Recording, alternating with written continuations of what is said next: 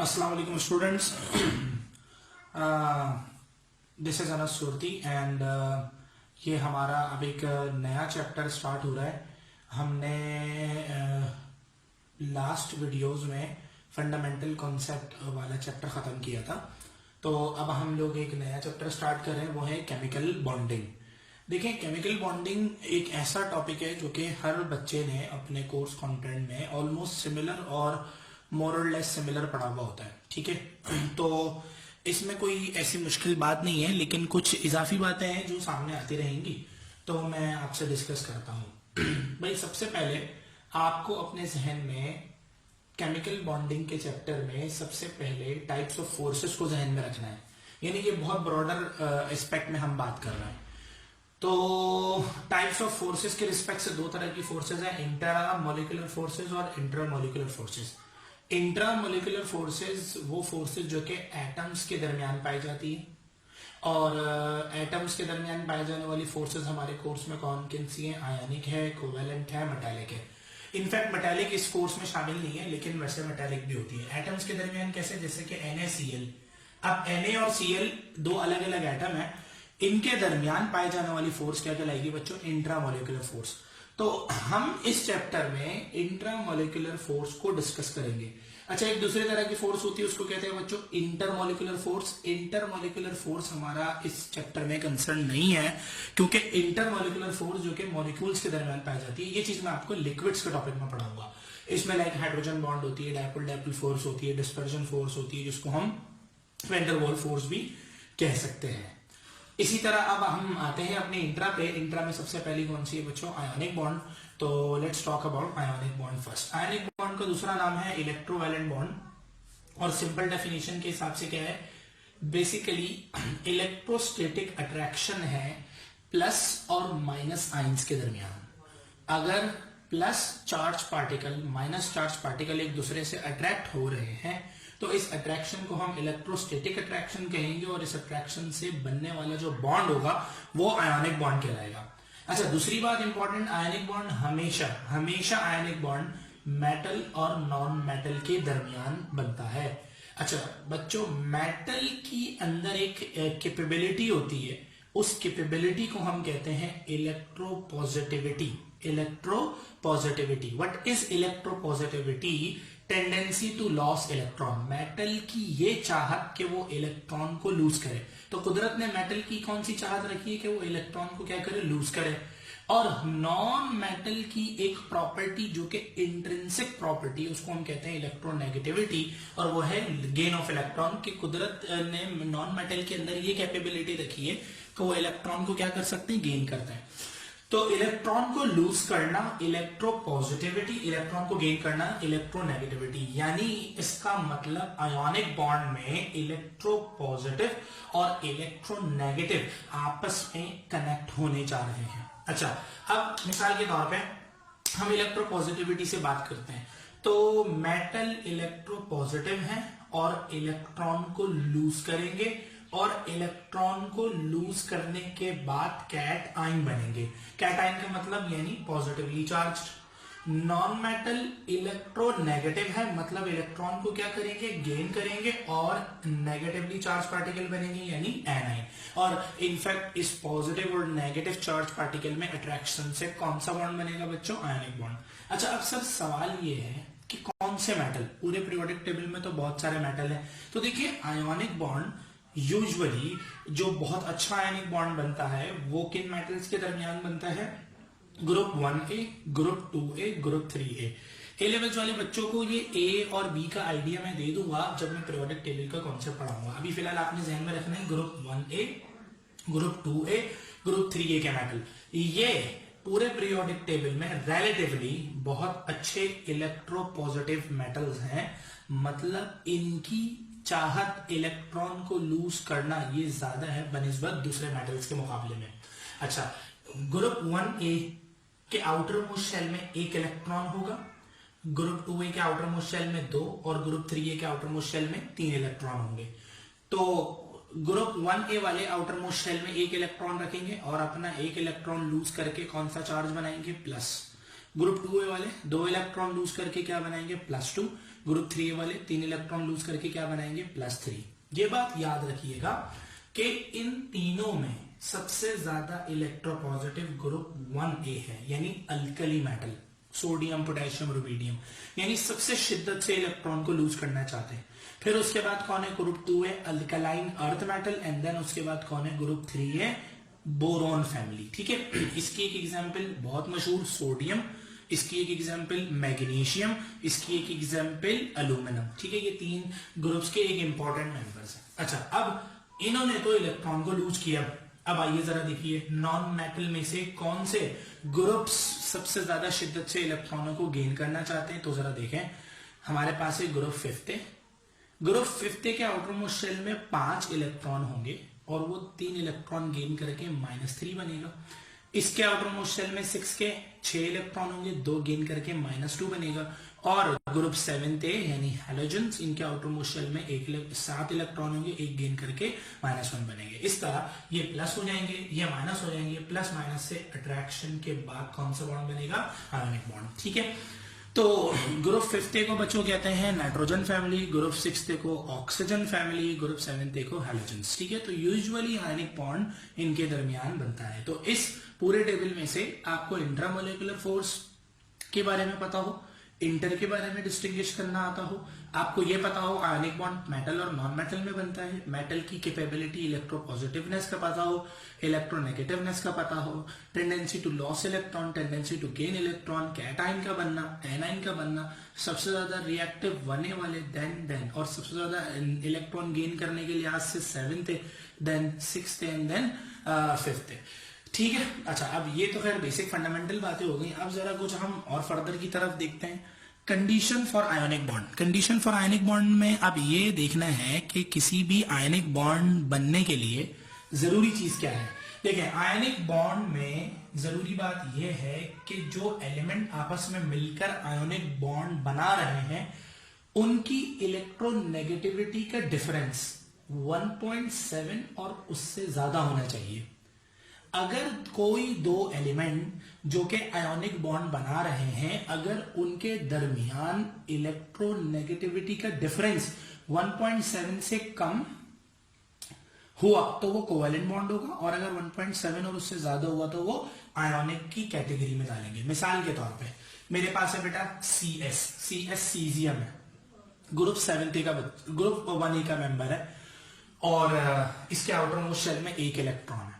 ठीक है, और पूरे पीरियोडिक टेबल में सबसे कम इसकी इलेक्ट्रोनेगेटिविटी वैल्यू है और वो है 0.7। What is electronegativity? Tendency to attract electron pair toward itself. इस मेटल की ये सलाहियत कि वो इलेक्ट्रॉन के पेयर को कितनी तरफ अट्रैक्ट करता है अपनी तरफ, इस सलाहियत को इलेक्ट्रोनेगेटिविटी कहते हैं, और इसकी वैल्यू कितनी है 0.7। फ्लोरीन पूरे पीरियोडिक टेबल में सबसे हाईएस्ट इलेक्ट्रोनेगेटिव है, इसकी इलेक्ट्रोनेगेटिविटी है 4। ठीक है बच्चों, अब देखें, ये है मेटल, ये है नॉन मेटल। इसने अपना 1 इलेक्ट्रॉन लूज किया, ये बना प्लस, उसने 1 इलेक्ट्रॉन गेन किया, वो बना माइनस। प्लस माइनस से दोनों के दरमियान कौन सा बॉन्ड बन गया? Ionic bond.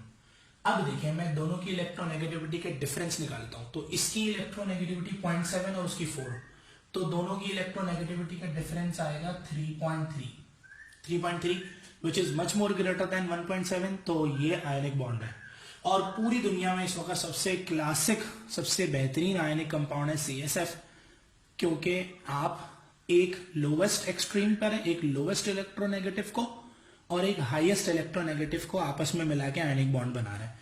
92% इसका आयनिक कैरेक्टर होता है। सर, ये हमने कैसे निकाला?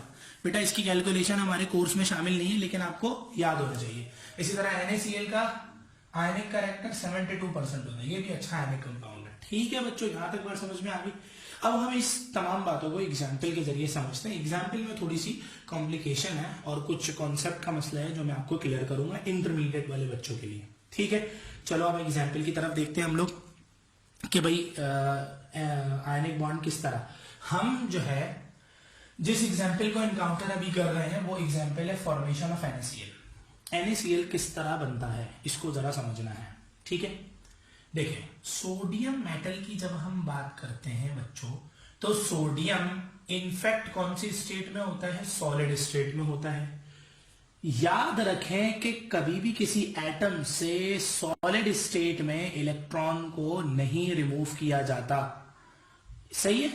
तो अब सॉलिड स्टेट में जब सोडियम है तो हमें यह देखने को मिलेगा कि इसके एक क्रिस्टल में सोडियम सोडियम सोडियम आपस में अटैच है, मिलियंस एंड ट्रिलियन सोडियम के एटम आपस में अटैच है और थ्रू कौन सा बॉन्ड, मेटालिक बॉन्ड, सबके दरमियान मेटालिक बॉन्ड है। देखिए मैं इस सॉलिड स्टेट में सोडियम से इलेक्ट्रॉन को नहीं निकाल सकता। अब हमने पहले सोडियम के सॉलिड को heat of sublimation the. Heat of sublimation क्यों दी? ताकि ये सॉलिड से कौन सी स्टेट में आ जाए, गैसियस स्टेट में। आपको पता है ना सब्लिमेशन कौन सा प्रोसेस होता है? सब्लिमेशन कौन सा प्रोसेस होता है? वो प्रोसेस जिसमें कोई भी सॉलिड डायरेक्टली किसमें कन्वर्ट हो जाए, गैस में। तो हम सॉलिड स्टेट से सोडियम से इलेक्ट्रॉन नहीं निकाल सकते। सॉलिड स्टेट में मिलियंस एंड ट्रिलियन सोडियम के एटम आपस में टाइटली पैक्ड है और मेटालिक बॉन्ड है। हम हीट ऑफ सब्लिमेशन देके पहले इन सबके मेटालिक बॉन्ड को तोड़ेंगे। जब इनका मेटालिक बॉन्ड टूट जाएगा तो सोडियम के एटम गैसियस फॉर्म में सारे के सारे सेपरेट हो जाएंगे। अब मैं एक एटम की रिस्पेक्ट से आपको कहानी बताता हूं। तो पहला काम क्या है कि कभी भी सोडियम सॉलिड स्टेट से इलेक्ट्रॉन को लूज नहीं करेगा, बल्कि हम उसको हीट ऑफ सब्लिमेशन देंगे। फिर हीट ऑफ सब्लिमेशन देने के बाद उसके बॉन्ड को तोड़ के उसको कौन सी स्टेट में लेकर आएंगे, गैसियस स्टेट में। जब सोडियम गैसियस स्टेट में आ जाएगा तो बच्चों सुनना, अब हम इसको देंगे इलेक्ट्रॉन निकालने के लिए एनर्जी। किसी भी एटम से उसकी गैसियस स्टेट में इलेक्ट्रॉन को निकालने के लिए जो एनर्जी देते हैं उस एनर्जी को कहते हैं आयनाइजेशन एनर्जी। मैं अपने शुरू के जमाने में 9th क्लास में जब हमने ये डेफिनेशन पढ़ी थी आयनाइजेशन एनर्जी, तो आयनाइजेशन एनर्जी की डेफिनेशन पढ़ी थी amount of energy required to remove electron from the atom in its gaseous state. मैं अक्सर ये सोचता रहता था कि इस डेफिनेशन में गैसियस स्टेट का वर्ड क्यों आता है। तो फिर मुझे बाद में समझ में है कि गैसियस स्टेट वर्ड लाने का मतलब क्या है। सॉलिड स्टेट में इलेक्ट्रॉन रिमूवल मुश्किल है, प्लस स्टैंडर्ड तरीका नहीं है। तो सॉलिड स्टेट को पहले हीट ऑफ सब्लिमेशन देके मेटालिक बॉन्ड को तोड़ के गैसियस एटम बनाएंगे एंड देन गैसियस एटम को एनर्जी देंगे। तो बेटा ये जो स्टेप है ये एक एंडोथर्मिक स्टेप है। यहाँ पे आप एनर्जी दे रहे हैं तो आयनाइजेशन एनर्जी बेसिकली क्या हो गई, एंडोथर्मिक हो गई। आयनाइजेशन एनर्जी क्या है, इलेक्ट्रॉन को रिमूव करने के लिए जो एनर्जी दी जाए। इसकी वैल्यू सिंटेक्स बुक बोर्ड में लिखी हुई है। अच्छा, ये भी एंडोथर्मिक प्रोसेस है हीट ऑफ सब्लिमेशन। तो ये एक बड़ा इंपॉर्टेंट स्टेप है। अच्छा सर, आयनाइजेशन एनर्जी समझ में आती है, व्हाट इज दिस फर्स्ट? बेटा अगर किसी एटम से उसका पहला इलेक्ट्रॉन रिमूव करवा रहे हैं और पहला इलेक्ट्रॉन रिमूव करवाने के लिए जो एनर्जी दे रहे हैं जो कि मोस्ट लूजली हेल्ड है, उस एनर्जी को आयनाइजेशन एनर्जी कहेंगे और उसके शुरू में फर्स्ट लगाएंगे। तो फर्स्ट आयनाइजेशन एनर्जी दी। अगर किसी से दूसरा निकालते तो सेकेंड आयनाइजेशन एनर्जी, तीसरा निकालते तो थर्ड आयनाइजेशन एनर्जी। ठीक है।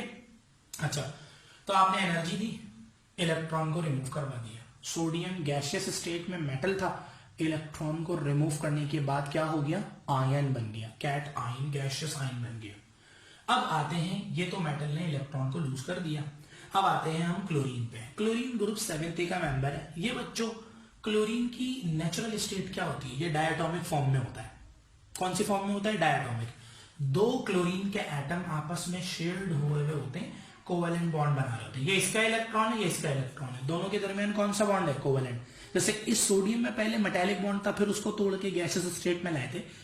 बिल्कुल इसी तरह ये क्लोरीन आपस में मिले हुए हैं। अब ये क्लोरीन इस हालत में इलेक्ट्रॉन को गेन नहीं कर सकता, ये कॉन्सेप्ट है यहाँ पे। तो क्लोरीन के एटम्स के दरमियान जो कोवेलेंट बॉन्ड है हमें पहले उसको तोड़ना पड़ेगा, जैसे हमने यहाँ पे तोड़ा था मेटालिक को। तो हम पहले क्लोरीन के एटम को क्या देंगे बच्चों, बॉन्ड एनर्जी देंगे। बॉन्ड एनर्जी के जरिए हम इस क्लोरीन के एटम्स को तोड़ देंगे दो अलग अलग एटम में। अब देखिए क्लोरीन के एटम पहले आपस में मिले हुए थे, अब ये आजाद हो गए। अब इसमें से हम एक क्लोरीन के एटम को कंसिडर करते हैं जिसके पास उसका अपना एक इलेक्ट्रॉन और उसको एक की जरूरत है। समझ में आई? तो बच्चों ये इंटरमीडिएट वाले बच्चों, ये फर्स्ट ईयर की क्लास में ये कॉन्सेप्ट नहीं पढ़ाया जाता। इनफैक्ट ए लेवल्स वालों और फेडरल वालों को ये बात पता होती है। तो ये बड़ी इंपॉर्टेंट बात बता रहा हूँ, इसको गौर से समझ लें। तो क्लोरीन के मॉलिक्यूल को पहले हमने उसके कोवेलेंट बॉन्ड से निजात दिलाई बॉन्ड एनर्जी देकर। फिर क्लोरीन के 2 अलग अलग एटम हूं, उसमें से एक एटम को कंसिडर कर रहा हूं। अब ये तैयार है इलेक्ट्रॉन को गेन करने के लिए। अच्छा, इंटर में कैसे सिखाते थे? सोडियम आयनाइजेशन एनर्जी दी, सोडियम कौन सी स्टेट में आ गया? आयनिक फॉर्म में, क्लोरीन इलेक्ट्रॉन गेन। ऐसे थोड़ी होता है भाई, शुरू से कहानी बतानी पड़ती है। तो क्लोराइड आयन इलेक्ट्रॉन को गेन कर लिया। अब ये इलेक्ट्रॉन गेन इसने किया। अब जब कोई एटम इलेक्ट्रॉन को गेन करता है और एक इलेक्ट्रॉन गेन करता है, तो उसके अंदर से जो एनर्जी रिलीज होती है वो एनर्जी कहलाती है इलेक्ट्रॉन एफिनिटी। एटम से इलेक्ट्रॉन निकालने के लिए, पहला इलेक्ट्रॉन निकालने के लिए जो एनर्जी देते हैं उसको कहते हैं आयनाइजेशन एनर्जी। जब कोई एटम इलेक्ट्रॉन को गेन करता है तो जो एनर्जी रिलीज करता है उस एनर्जी को कहते हैं electron affinity. Electron affinity, first electron affinity क्या मतलब? पहले इलेक्ट्रॉन गेन कर रहा है। सेकेंड और थर्ड की कहानी में डिस्कस कर दूंगा। तो बिल्कुल इस तरह। अब सोडियम गैशियस आयन बन गया बेटा, क्लोरीन भी गैशियस आयन बन गया। अब होगा क्या? नेचर इस सोडियम गैशियस प्लस को और इस Cl माइनस गैशियस को आपस में कंबाइन करेगी। बहुत इंपॉर्टेंट कॉन्सेप्ट है। देखें, दोनों कौन सी स्टेट में है? गैशियस फॉर्म में है। जब कोई चीज गैशियस फॉर्म में होती है तो वो अनस्टेबल होती है, और जो चीज अनस्टेबल होती है उसकी एनर्जी ज्यादा होती है। अब ये सिस्टम अनस्टेबल है, गैशियस फॉर्म में है, इसकी एनर्जी ज्यादा है। ठीक है, अब ये सिस्टम जा रहा है कम एनर्जी की तरफ। कौन सी स्टेट में? सॉलिड स्टेट में। तो अनस्टेबल से स्टेबिलिटी की तरफ बढ़ना, तो एनर्जी क्या होगी? रिलीज होगी। देखिए, अनस्टेबल है ना, एनर्जी ज्यादा है। ये कौन सी हालत है? स्टेबल है, एनर्जी कम है। स्टेबल चीजों की एनर्जी क्या होती है? कम होती है। ठीक है, तो क्या होगा? सिस्टम की एनर्जीज की बात कर रहा हूं। तो जब सिस्टम अनस्टेबिलिटी से स्टेबिलिटी की तरफ बढ़ेगा तो अपने अंदर से एनर्जी रिलीज करेगा, और ये एनर्जी कहलाएगी बेटा लैटिस एनर्जी। क्या कहलाएगी? Lattice energy. अब लैटिस एनर्जी क्यों कह रहे हैं? ये गैशियस आयन आपस में कंबाइन होके सोडियम क्लोराइड का क्रिस्टल लैटिस बना रहे हैं, और क्रिस्टल लैटिस के बनने से जो एनर्जी रिलीज होगी उसको हम कहेंगे लैटिस एनर्जी। और लैटिस एनर्जी की वैल्यू कितनी है? -788 किलो जूल पर मोल। ठीक है, तो लैटिस एनर्जी की डेफिनेशन क्या लिखी? Energy releases when 1 mole of gaseous ion, 1 mole of gaseous ion combines together to form lattice। जब लैटिस एनर्जी क्या होती है? जब एनर्जी रिलीज हो, जब 1 मोल ऑफ गैशियस आयन आपस में कंबाइन होकर क्या बनाए? क्रिस्टल लैटिस बनाए। मैं अगेन बात कर रहा हूँ, ये सिस्टम की एनर्जीज की बात कर रहा हूँ। ये एक अनस्टेबल सिस्टम है, इसकी एनर्जी ज्यादा है। ये स्टेबल सिस्टम है, इसकी एनर्जी कम है। मिसाल के तौर पे आप इस मार्कर की एग्जांपल से समझिए। देखिए, राइट नाउ ये ग्राउंड स्टेट है मार्कर के लिए, इसमें इसकी पोटेंशियल एनर्जी 0 है। यह मार्कर एयर में आ गया, इसकी पोटेंशियल एनर्जी ज्यादा है। देखिए, यहां पर ये अनस्टेबल है, इसकी एनर्जी ज्यादा है। यहां पर आने में इसको अपने अंदर से एनर्जी को रिलीज करना पड़ेगा ताकि ये स्टेबिलिटी की तरफ आ जाए। तो जब कोई चीज अनस्टेबल होती है तो उसकी एनर्जी ज्यादा होती है। जब वो स्टेबल की तरफ बढ़ती है तो एनर्जी वो अपने अंदर से क्या करता है? रिलीज करता है। सेकंड फ्लोर पे आप बैठे हुए, आपकी एनर्जी ज्यादा है। फर्स्ट फ्लोर की तरफ आएंगे, आप अपने अंदर से एनर्जी को रिलीज करके सीढ़ियों के जरिए एनर्जी को रिलीज करते हुए फर्स्ट फ्लोर की तरफ आएंगे, आप स्टेबल होते जाएंगे। ठीक है, तो बच्चों यहां तक समझ में आ गया कि आयनिक बॉन्ड क्या होता है। आयनिक बॉन्ड के अंदर मैंने आपको बेसिक चीजें बता दी कि इंटर और इंटर का फर्क बता दिया, आयनिक बॉन्ड की कंडीशन बता दी, आयनिक बॉन्ड की कहानी बता दी, कंडीशन बता दी। एग्जाम्पल में सबसे इंपॉर्टेंट मरहला क्या आया कि सोडियम सॉलिड स्टेट से इलेक्ट्रॉन लूज नहीं करता, पहले गैशियस फॉर्म में लाना पड़ता है। गैशियस फॉर्म में लाने के बाद आयनाइजेशन एनर्जी देते हैं।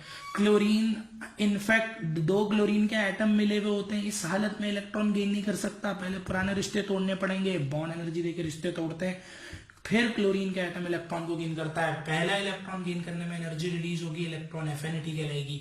ये अनस्टेबल मिलकर स्टेबिलिटी की तरफ जाएंगे, एनर्जी रिलीज होगी लैटिस एनर्जी, और उसकी डेफिनेशन मैंने मेंशन कर दी है। ठीक है बच्चों।